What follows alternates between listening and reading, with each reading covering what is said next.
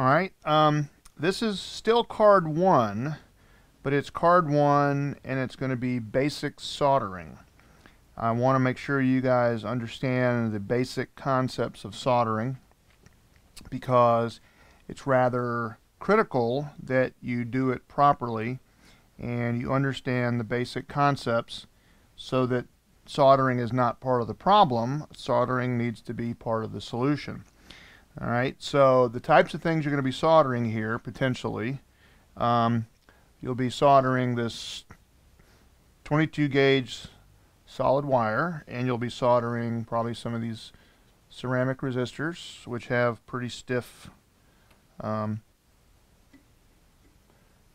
leads. You'll probably be soldering some switches and other components with tabs like relays, and you'll be soldering these resistors. And you may be soldering, well, if you do it the way I have it planned, you'll be soldering some of these lights. And these lights have flexible wire. And you'll be using some very, very, very thin solder. Okay, now this is 032. As you can see right here, 032. That's the largest you should use. Do not use anything larger than that. And don't use anything more than, in this case, I think this says 15 watts and 30 watts. Kind of hard to read, but there you go. 15 watts and 30 watts. 15 watts and 30 watts. Okay? And 30 is actually a lot. So 30 is quite a bit. So let me go through some basic things here. Get all this crud out of the way. And what I'm going to do, and the way that I do this, is you take the tape, and you can put the tape wherever you can put the tape. And I usually go ahead and tear enough for the whole thing so that I can put this roll aside, because the roll tends to kind of get all goofed up and gets all messed up and everything. So I'll put some on the card here for your positive and your negative, and then I'll put some on the for the circuitry. The easiest way to do this that I've found is to bend it towards the copper, and then that tends to make the little piece of paper come off pretty easily. And then you just lay it in like this, and you do that, and there you go. And then I fold it under there and take another piece and you kind of bend it towards the copper, and that tends to make the paper come off pretty easily. And then you stick this down, a little sticky there, and you know, I mean, it doesn't have to be perfect. Obviously it doesn't have to be perfect at all, but you want to be able to see what you're doing. Fold that under. And the way that you tear this is pretty simple. Again, you bend it towards the copper, and that tends to make the paper come off easily. And then what I do is I start on the ground side, just habit, and then I lay it in towards the positive side, like that. And then you can kind of put your fingernail here, and then it kind of rips pretty easy. And then you can use these smaller pieces, because I was going to have you put them here to practice soldering. And then of course you lose the other piece. Oh, here we go. Bend it towards the copper. That tends to make the paper pull away. And then we can do this down here again. So put it on the ground side. Now this is all, you can do anything you want. I'm just telling you what I do. I don't really care how you do it. There's no requirement that you do it any special way. But then you can kind of crease it with your nail or just pull it, and then you get a nice little finish there. And it's going to have you do a little extra soldering here, so I'll take some of these little scraps and put the scraps there like that, and put a little piece of scrap here like that, and I'll pull another little piece off of here and put another piece there. Now the soldering iron's hot, and I have it on 30 watts because I want you to see how quick this is. And I'm going to give you a heads up on process of soldering, and you have to do what is referred to as tinning the iron. All right, now you need to keep the tip clean, and I usually wipe it on my leather shoe in classes because that's just easy. But when you look at this, it doesn't take a lot. It takes very little, in fact, to make this happen. I mean, it's so fast, it's hard to even believe. So here's how I say it. It's right here, and you can't see it because I didn't put it so you can see it. I'm going to have to take this off here. Hold on. I had the cardboard taped down, but I got to take that off. Okay, hold on. Okay, here we go. So here's what it says.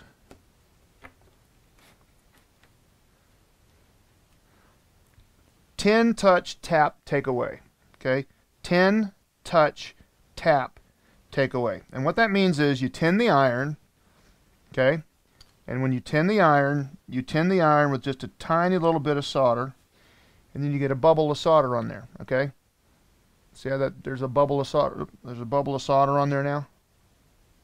Okay? That's what actually carries the heat. Okay? Then you touch, and you tap, and you take away. And that's the whole process right there. Tin, touch, tap, take away. Tin, touch, tap, take away. If your iron's on there for more than a couple of seconds, you're there way too long. Okay, so let me slide this back. All right, so tin the iron, touch the circuit, tap with the solder, and take away. Tin, touch, tap, take away. And you just keep doing that. So it's tin, touch, tap, take away. Okay. Tin, touch, tap, take away. And then this last one here, tin.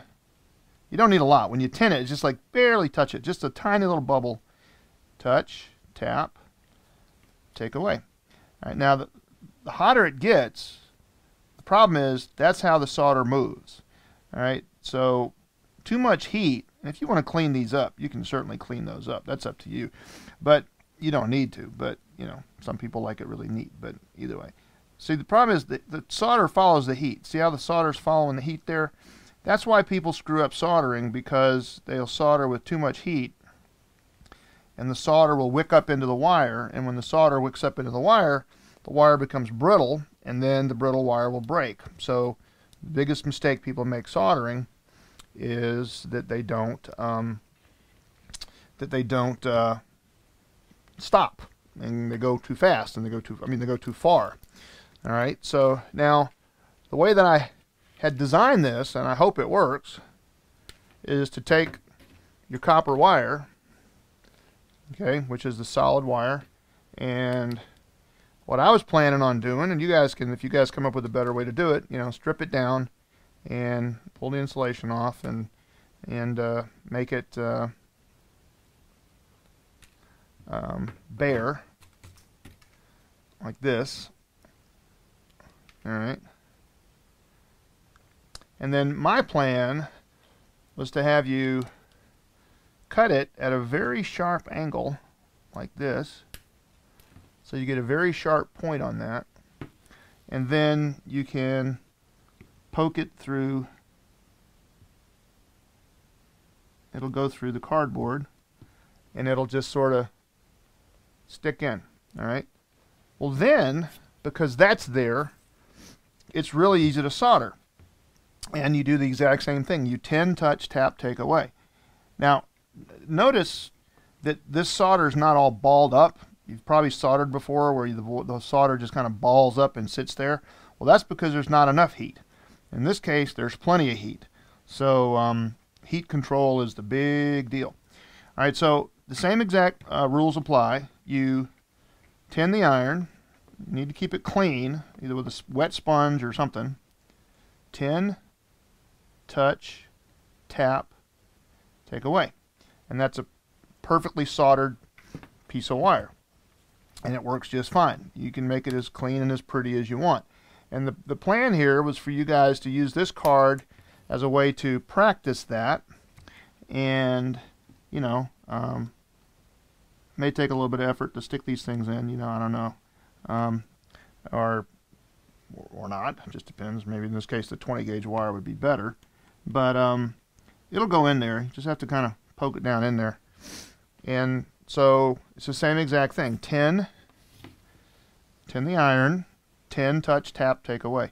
Tin the iron, figure out where you're going to go, touch it, that'll heat it, tap, just tap it with the solder, and then take away. Okay, I'm going to show you now how you can solder without having to go through the poking a hole through the copper. But because I'm retaping this, because the one I did for this the first time didn't work, I can add something in that actually is kind of cool, because what I did in the next card, which has already been filmed, I just kind of took my knife and poked a hole in it and made it possible to stick things down in there without there being any real difficulty. So you just poke a little hole in it and boom, goes right down in there. This just fits right in there. So that's another alternative, and that's very simple. And like I said, if you use an X-Acto knife, this is not quite an X-Acto knife, it's actually a scalpel blade, number 11 scalpel blade, but if you use that, then that works really well. So what I'm going to do is going to show you how to attach a resistor to the copper foil, to the circuit, I guess, without having to poke a hole through it if you would prefer not to. And the way that we're going to do this is that we're going to tin the copper. I'm going to tin the copper. Had a little bit of a thing there. And get that melted, and then get that melted. And then what we're going to do is we're going to tin the resistor, okay? And this is hopefully going to be clear because it's pretty zoomed in. So what I'm going to do is hold the resistor down, but then I'm going to put a little glob of solder on there, and I think you should be able to see that now because I tinned that. And then I'll do the same thing here. You just kind of drag it up there, and now you have this nicely tinned, these nicely tinned leads. Okay. Well, then it's a simple matter of simply doing this, and this is my way of doing it. Okay. Now that it's tinned, and this is my technique. All right. You guys can do this any way you want, but this is how I do it. I start at the bottom. It melts, I go up, and I come back down. It's that fast. You can see the solder kind of glazing over. Okay, and then you come and you put this, and you do the same thing, push it down in there. It heats up, go up, come down, kind of blow it a little bit, and you're in there. Okay, and it's essentially permanent.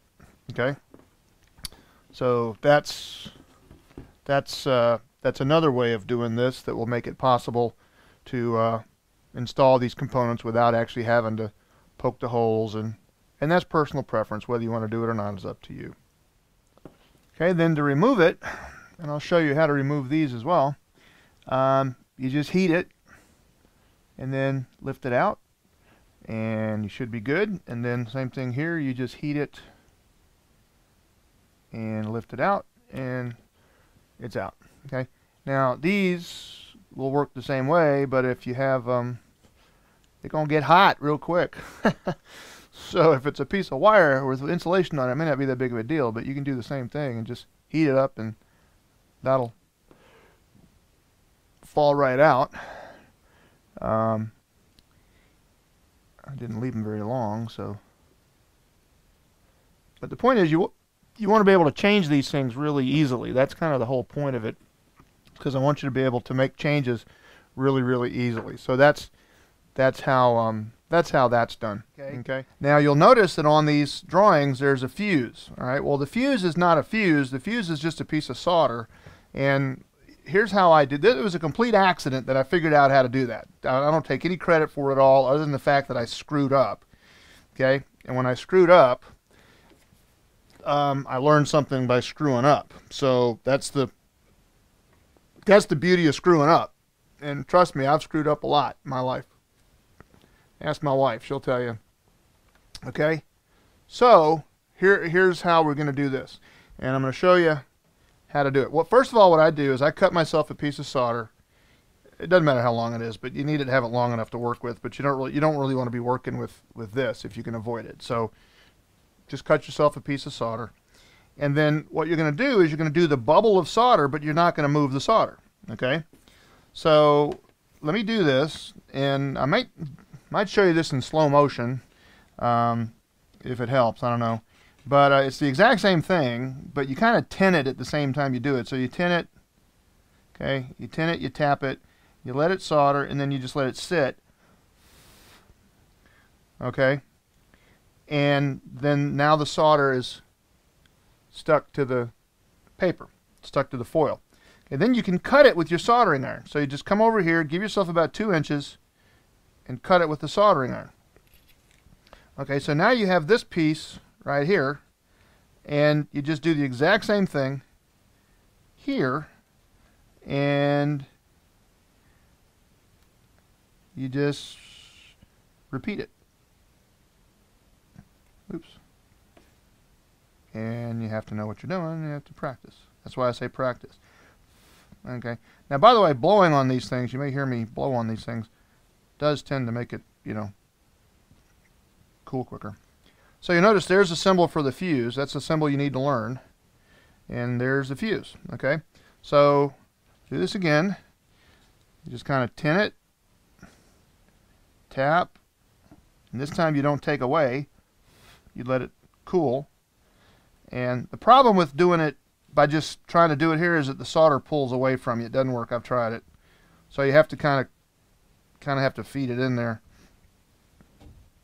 So you just kind of do this. And then you get that. And now this is your fuse, okay? And trust me, if you screw up, that fuse will definitely blow, okay? So just practice those with your solder, okay? All right, and I'll just use this one right here. The better thing is to cut it a little bit longer, because if you goof up at the second end and you don't quite make it work, then if it's cut a little bit longer, then it's gonna give you more to work with, and you won't get as frustrated. So at any rate, you can do it any way you want, but I guarantee you, if you want to practice, and maybe I'll show you that on the next card, those fuses will definitely blow if you make a mistake, especially if you don't cut where the fuse has to be. So here, I'll show you that one more time, and I'll show you that with a little bit better example, because those fuses won't work right now because they're not cut. So go in there like that, and a little shorter, and then do this like this, and just kind of give it something to sit to, and then you do that, and then just get it out of the way. Doesn't matter. It doesn't really matter where you do it, but that's okay. But then if you don't cut it here, right? If you don't cut it, then the fuse isn't in the circuit, and you will melt copper and burn paper. So that's just the way I do it, like that, because it's pretty apparent. See how you just kind of fold it back like that, and you can pretty much see that it's open. So you just cut it. Use a knife, use a razor blade, use an X-Acto knife, use whatever you want. Just kind of fold it back a teeny little bit, and there you have your open circuit. And now the fuse is in the circuit. If this wasn't cut, the fuse would not be in the circuit, and you wouldn't be protected. Okay. So that's pretty much that. I do want to show you how to solder onto a terminal, because it's the exact same process as here. And I'll show you this because it's important. You need to know how to do it. And the trick to it, obviously, is what I'm not doing here is to tin the iron. Thought there was a little solder on there. There's not. But the tinning is what actually carries the heat, and bop, it just pops right off. So if you do that, then it works really, really well. Okay, so what you do is you tin the wire. Okay, so the wire's tinned. See how the wire's got solder on it? And you do exactly what I've mentioned earlier. Okay, you lay that on the bubble of solder. I'm trying to get it so that you'll see the solder flow. Let me see if I can zoom in anymore. It's about as well as I can zoom in there. All right, now here's the deal. It's timing. Okay, it's all timing. So you get your angles right, you bend it, you hold it, you get everything set. Don't get in a hurry, but try to get the wire so that it's pushing down on there. And then what I do is with that little bubble of solder right there on the soldering iron, see that little bubble of solder? That's important. That's tinning. I start at the bottom, then I walk up, and then I walk back, and then I blow on it, and I get a factory solder. Okay, so it started. Here, I'll take it off and do it again. I'll do it in slow motion maybe. Maybe I'll show it to you in slow motion. So you lay the wire on, and then